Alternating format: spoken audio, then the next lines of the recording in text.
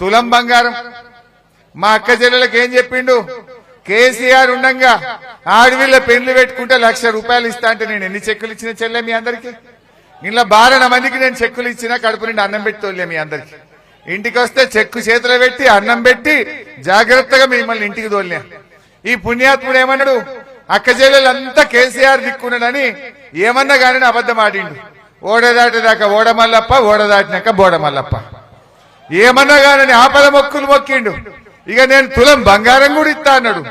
కానీ ఈ కాంగ్రెస్ వాళ్ళు వచ్చిన గడి ఏందో గాని 50,000కు ఉన్న తులం ₹75,000 అయింది 4 నెలల్లో. 25,000 పెరిగింది. వీడు తులమిచ్చుడు ఏడిచిపెట్టి గాని ధర మాత్రం కొండనెక్కిచ్చిండు.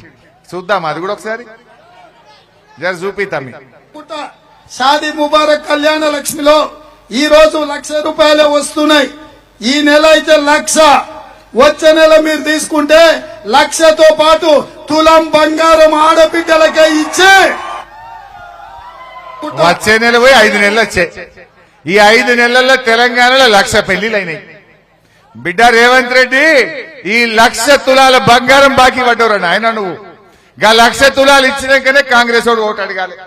గిన్ని అబద్ధానికి ఇంకా చానున్నాయి, చూపియాలన్నా చాలా. ఇక రైతులకు చూద్దాం. ఒకటి రైతులదిగా రైతులకు చూపిరా భయ్. ఆ వడ్లకు బోనస్ ఇస్తా, మక్కలకు బోనస్ ఇస్తా అన్నాడు. ఇప్పుడు కళ్ళాలలో అన్ని వడ్లే ఉన్నాయి. ₹960 ఉన్న వరి కనీస మద్దతు ధరకు మించి 2,500తో వడ్లు కొనే బాధ్యత.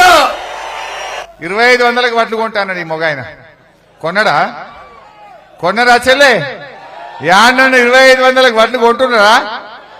ఇవాళ 2,200లకు కూడా కొంటలేరు. కళ్ళాలలో 10 రోజులు ఆ వడ్లు పోసి. వెనకట కేసీఆర్ ఉండగా తడిసిన వానబడ్డ 4 వద్దులలో వడ్లు లావట్టినాం. బ్యాంకులలో 2 రోజులలో పైసలు వేసినాం మీ అకౌంట్లల్లో. 17 రోజులైనా ఇవాళ కళ్ళాల పొన్న పాపం రైతులు కావలు కాస్తే కూడా వడ్లు కొనే దిక్కు లేదు. ఈయననేమో 2,500లకు కొంటా అని గొప్ప మాటలు చెప్పి ఇవాళ మోసం చేసింది కాదా ఈ కాంగ్రెస్ పార్టీ?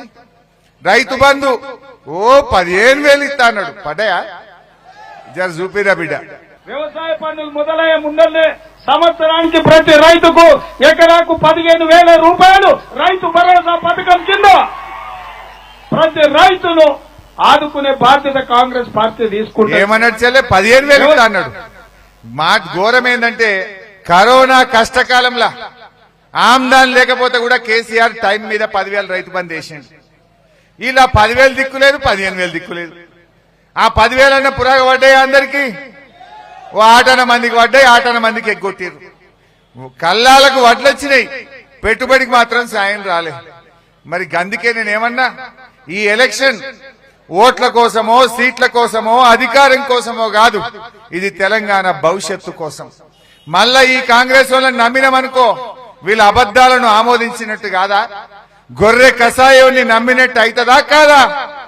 అందువల్ల మనం జాగ్రత్త పడాలి. ఈ కాంగ్రెస్ వాళ్ళకి సురుకు పెడితేనే రేపు మన 6 గ్యారెంటీలు అమలైతాయి.